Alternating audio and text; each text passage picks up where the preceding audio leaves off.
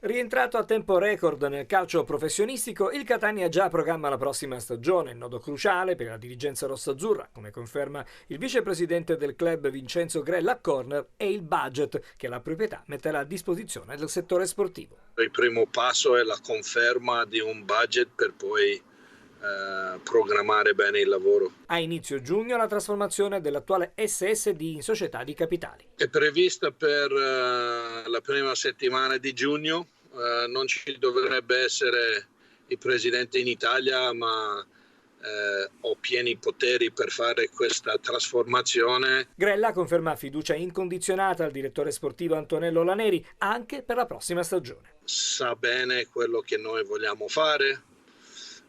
Mi fido di suo buonsenso, è un uomo serio, ha tutte le caratteristiche per proseguire questo progetto con me. Capitolo allenatore, non è un segreto che la società stia valutando diversi profili. Noi stiamo cercando un allenatore che fa un calcio aggressivo, propositivo e che ha voglia di fare qualcosa di speciale con il Catania. È una grande responsabilità che ho preso e quando lo prenderò devo essere sicuro che ho dato in mano la guida tecnica della società alla persona che credo ci porterà a successo. E discorsi aperti anche sulla rosa per la prossima stagione.